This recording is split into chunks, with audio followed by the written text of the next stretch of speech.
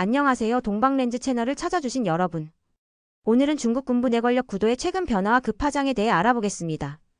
특히 시진핑 주석과 장유샤 중앙군사위 부주석 사이의 미묘한 긴장 관계에 주목해보겠습니다. 시진핑과 장유샤 누가 진짜 군부의 실세인가? 최근 중국 군부에서 흥미로운 움직임이 포착되고 있습니다. 시진핑 주석의 오랜 측근이자 군 서열 2위인 장유샤 중앙군사위 부주석의 영향력이 급부상하고 있다는 것인데요. 지난해 10월 중국판 샹그릴라 대화로 불리는 샹산 포럼 개막식에서 장유샤가 기조연설을 했습니다. 원래 이 자리는 국방부장이 맡아야 할 자리였죠. 하지만 당시 리상프 국방부장이 해임된 상태여서 장유샤가 그 역할을 대신한 겁니다. 더 놀라운 일은 올해 8월에 일어났습니다. 미국의 제이크 설리번 국가안보보좌관이 베이징을 방문했을 때 그를 맞이한 이가 바로 장유샤였습니다. AP통신은 이를 매우 이례적인 일이라고 보도했죠. 장유샤의 독자적 행보, 베트남 방문의 의미. 그리고 지난 10월 장유샤는 더욱 파격적인 행보를 보였습니다. 그는 중국 대표단을 이끌고 베트남을 방문했는데요. 놀랍게도 베트남 총서기와 국가주석을 모두 만나는 파격적인 대접을 받았습니다. 이는 보통 국가 원수급 인사에게나 허용되는 예우입니다. 중국의 2인자급 인사가 이런 대접을 받은 것은 매우 이례적인 일이죠.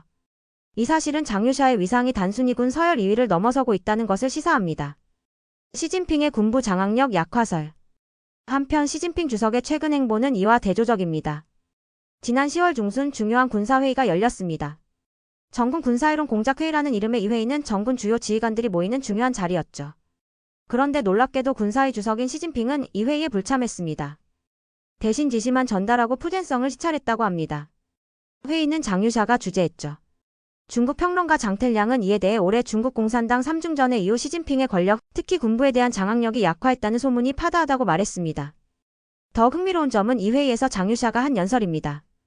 지금까지 중앙군사위 회의에서는 반드시 시진핑 강군 사상, 중앙군사위 주석 책임제, 철저 관철이라는 문구가 들어갔습니다. 그런데 이번엔 이 두 가지가 빠졌다고 합니다. 이 또한 시진핑의 영향력 약화를 암시하는 것으로 해석되고 있습니다. 군부 내 갈등의 배경. 그렇다면 왜 이런 일이 벌어지고 있을까요? 미국의 망명한 야오청 전 중국 해군 중령은 이렇게 분석합니다. 시진핑이 집권 후 군부를 겨냥해서 한 일은 두 가지입니다. 하나는 선택적 반부패, 다른 하나는 국방개혁이죠. 이 두 가지 숙청 작업으로 군부의 깊은 불만이 누적된 가운데 군에서 가장 영향력 있는 장유샤 장군의 영향력이 커지고 있는 겁니다. 실제로 시진핑의 반부패 운동은 군 내부에 큰 파장을 일으켰습니다. 지난해에만 20여 명의 장성이 숙청되었다고 합니다. 이는 군부의 반발을 불러일으키기에 충분했을 것입니다. 그럼 장유샤의 쿠데타 가능성은? 이런 상황에서 자연스럽게 떠오르는 의문이 있습니다. 과연 장유샤가 쿠데타를 일으킬 가능성은 없을까요?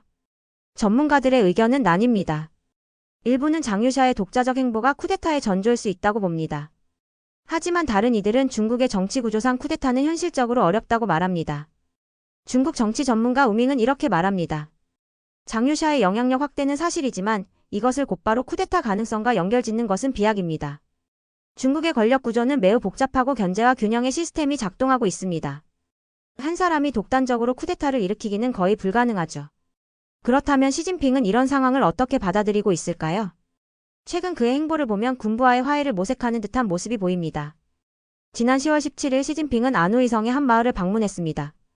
그가 방문한 곳은 6척 골목이라고 불리는 곳인데요. 이 골목은 과거에 대립하던 두 가문이 세척씩 양보해서 만들어진 곳이라고 합니다. 이런 장소를 선택한 것은 우연이 아닐 겁니다. 군부와의 갈등을 완화하고 타협점을 찾고자 하는 시진핑의 의지가 엿보이는 대목이죠. 앞으로 중국 군부의 권력 구도는 어떻게 변화할까요? 전문가들은 크게 세 가지 시나리오를 제시합니다. 첫째, 시진핑이 다시 군부를 장악하고 1인 지배체제를 강화하는 경우입니다. 둘째, 장유샤를 중심으로 한 군부 세력이 더 큰 영향력을 행사하게 되는 경우죠. 셋째, 시진핑과 장유샤가 일종의 권력 분점에 합의하는 경우입니다. 중국 정치 전문가 리웨이는 이렇게 전망합니다. 가장 가능성 높은 시나리오는 세 번째입니다. 시진핑과 장유샤 모두 극단적인 대립은 피하고 싶어 할 겁니다. 결국 일정 수준에서 타협점을 찾을 가능성이 높아 보입니다. 지금까지 중국 군부의 최근 권력 구도 변화에 대해 알아보았습니다. 이 복잡한 권력 게임의 결과가 어떻게 될지, 그리고 그것이 중국과 세계에 어떤 영향을 미칠지 주목해봐야 할 것 같습니다. 여러분의 생각은 어떠신가요? 장유샤의 이런 독자 행보가 계속 지속이 될지 궁금하네요. 댓글로 여러분의 의견을 들려주세요. 다음 영상에서 다시 만나겠습니다. 감사합니다.